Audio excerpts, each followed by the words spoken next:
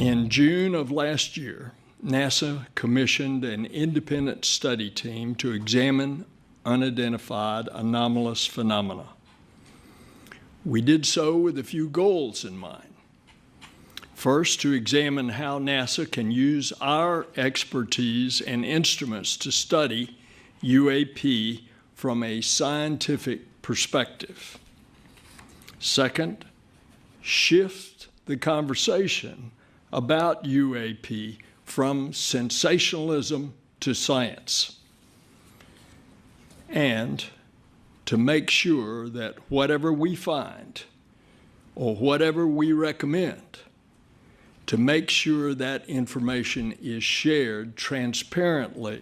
If you ask me, do I believe there's life in a universe that is so vast that it's hard for me to comprehend how big it is? My personal answer is yes. But I asked some of our scientists. As a matter of fact, the Washington Post editorial board asked us to come down to the question, what is the mathematical probability that there is life out there in the universe?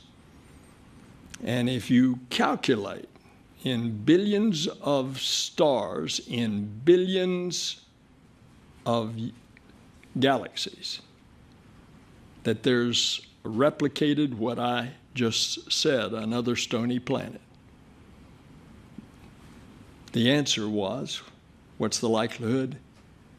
At least 1 trillion. The top takeaway from the study is that there is a lot more to learn. The NASA independent study team did not find any evidence that UAP have an extraterrestrial origin. But we don't know what these UAP are. That's why I'm announcing that NASA has appointed a NASA Director of UAP Research. Based on our current findings and methodology, that we find no evidence to suggest that UAP are extraterrestrial in origin.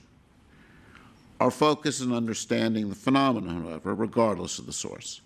And previous work from the ARROW has shown that most events are explainable as planes, balloons, drones, weather phenomena, and instrument features. We, NASA, deal openly, and we will be transparent on this.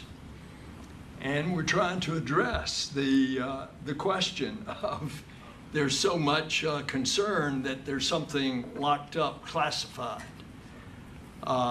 and that the American government is not being open.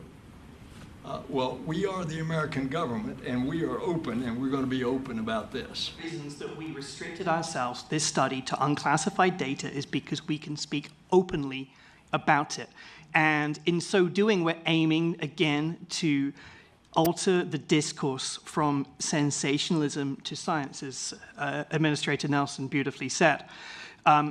NASA personnel, as appropriate, know how to talk to DoD on a classified basis, but the purpose of this study was to tell us what open data we could use in combination with the power of science to move our understanding forward.